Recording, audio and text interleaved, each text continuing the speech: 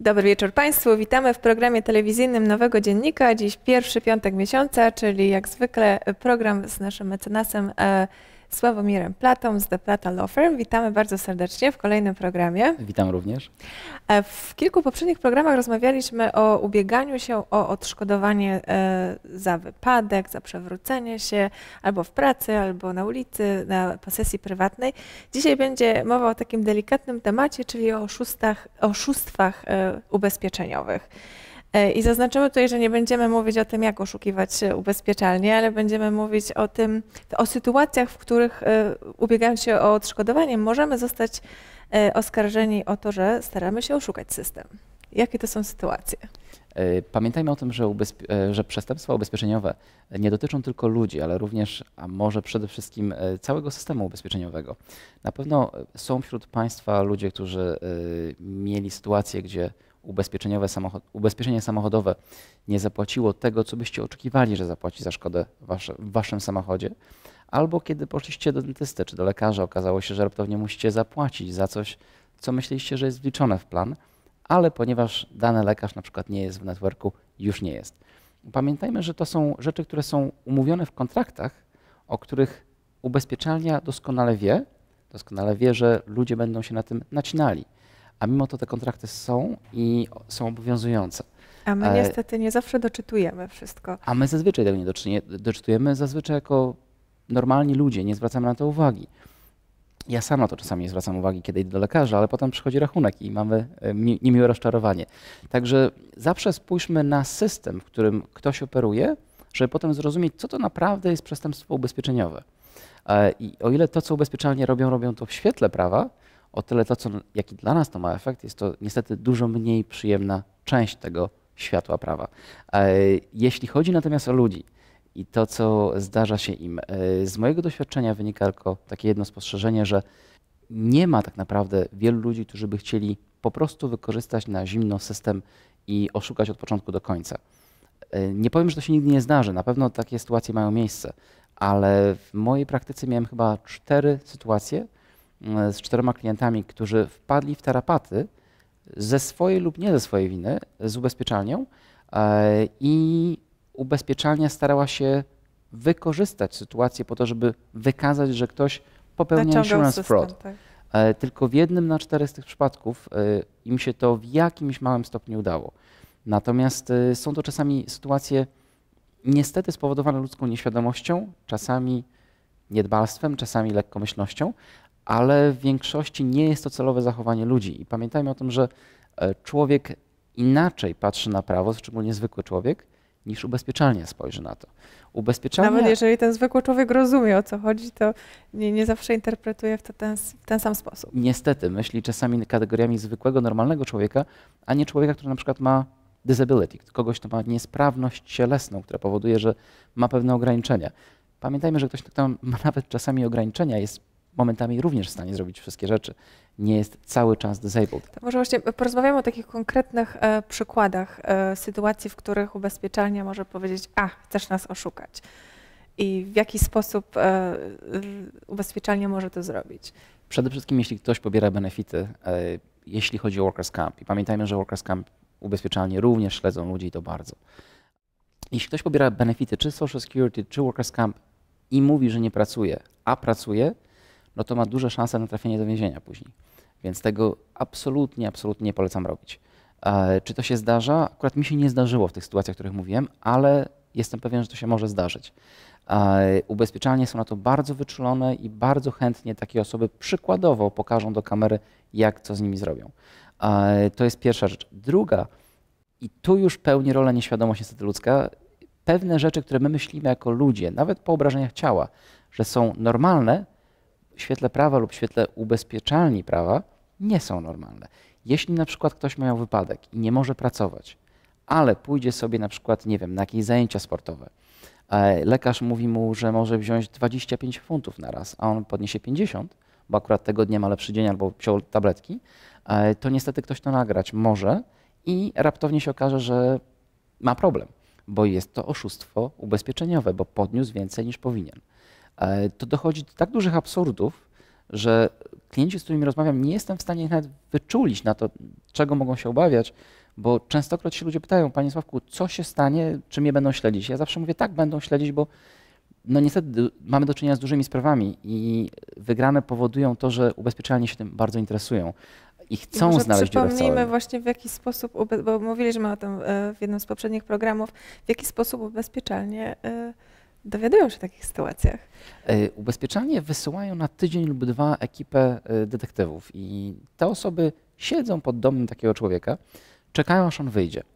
I to jest takie standardowe. Natomiast są bardziej wymyślni detektywi, którzy nie tylko, że usiądą i będą czekali, ale na przykład wyjdą z tego samochodu i przebiją temu klientowi oponę.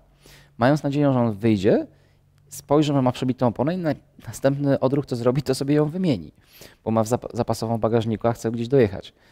Coś naturalnego, co by się nam zdarzyło, no ale nagranie będzie, dźwiga ciężką oponę, zdejmuje jeszcze cięższą, lewarkiem działa, piękne oszustwo ubezpieczeniowe.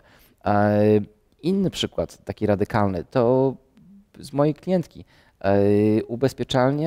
Ubezpieczalny detektyw dzwonił do niej, żeby zeszła mu paczkę UPS pod budynkiem do odebrania. Która była ciężka. Która byłaby na pewno ciężka, ona jej nie odebrała, ale innym razem jeszcze inny klient opowiadał mi historię, gdzie złapał inwestygatora pod swoimi drzwiami, jak podsłuchiwał.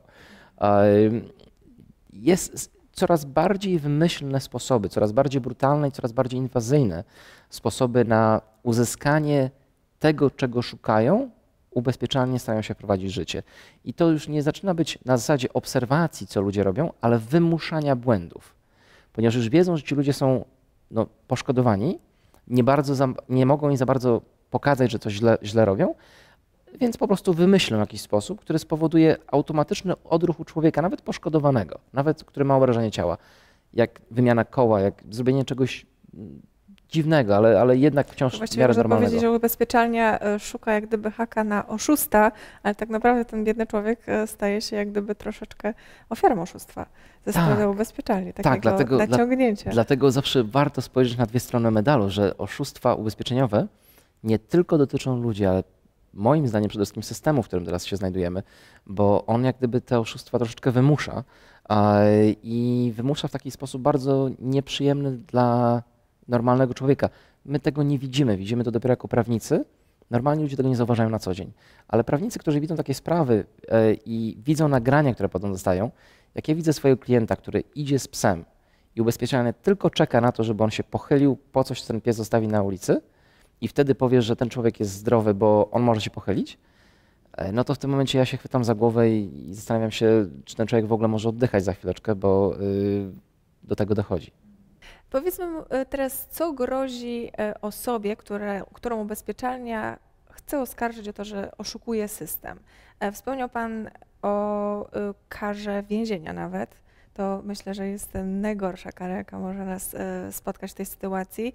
A ja słyszałam taki przypadek, Pan ubiegał się o ubezpieczenie z powodu jakiejś kontuzji ramienia nabytej w pracy i nagle dostał 96 000 do zapłacenia rachunków medycznych, bo właśnie ubezpieczalnia namierzyła go, że kosił trawę.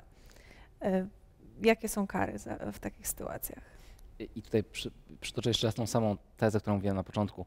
To, co dla nas zdrowych ludzi wydaje się normalne, nie zmienia się po tym, jak mamy wypadek. Wciąż myślimy, że pewne rzeczy są normalne. Mimo tego, że nie pracujemy, myślimy, że na przykład koszenie trawy jest normalne. I możemy mieć dzień, kiedy to zrobimy. Dla ubezpieczalni, dla prawa już to nie jest normalne, tylko my tego jako zwykli ludzie nie zauważamy. Ten przykład, o którym Pani mówiła, jest bardzo dobry, ponieważ pokazuje to, co się stanie z płatnościami po tym, jak ubezpieczalnia już udowodni to przestępstwo ubezpieczeniowe i jeśli im się uda, jeśli prawnik państwa nie jest w stanie tego zatrzymać, wtedy w najmniejszym stopniu tracicie na pewno benefity, czyli jakiekolwiek wypłaty, czy z Workers' Camp, czy z innego źródła zostają zatrzymane, mogą państwu również nakazać zwrot pieniążków, które zostały zapłacone przez ubezpieczalnię. Wtedy to jest znacznie bardziej przykre finansowo. Nie macie wtedy już szansy na kontynuowanie tej sprawy więcej i w najgorszym przypadku jest to kara więzienia. I pamiętajmy o tym, że to jest bardzo poważne, ponieważ ubezpieczalnie szukają tego, żeby móc przykładowo kogoś prowadzić przed kamerę i pokazać, jaki to jest zły człowiek, jak bardzo oszukuje system.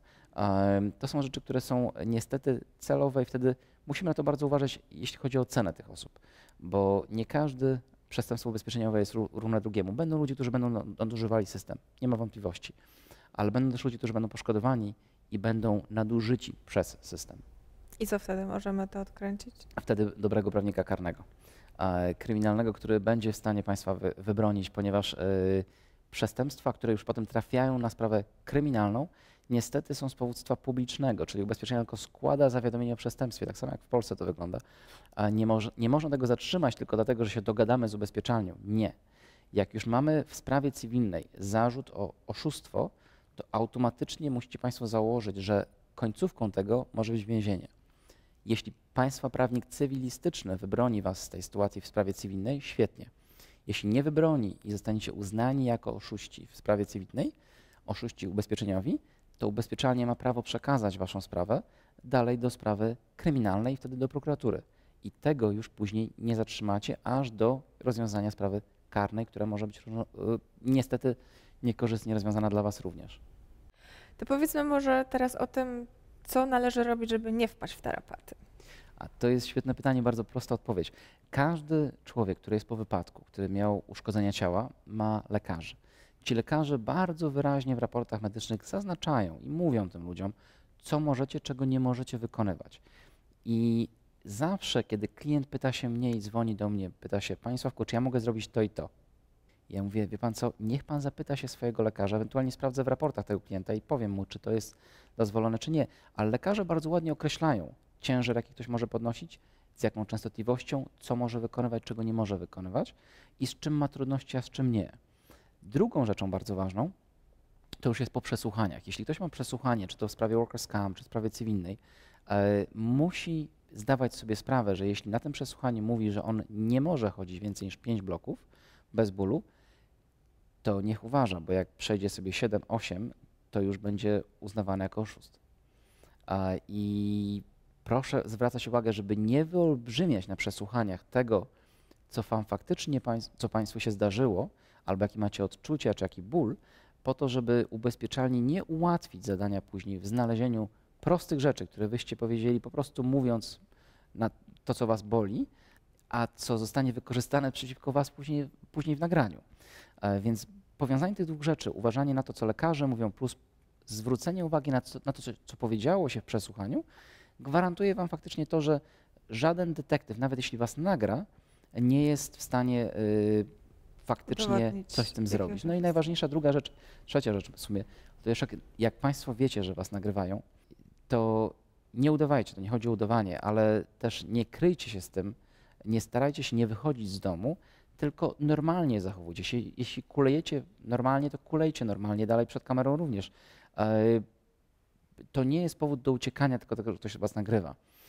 Natomiast i na pewno proszę tym detektywom nic nie robić, bo to jest sprawa karna również z takiego czegoś, więc broń Boże, nie wolno ich atakować, nawet jeśli oni nie są nieprzyjemni. To jest ich praca.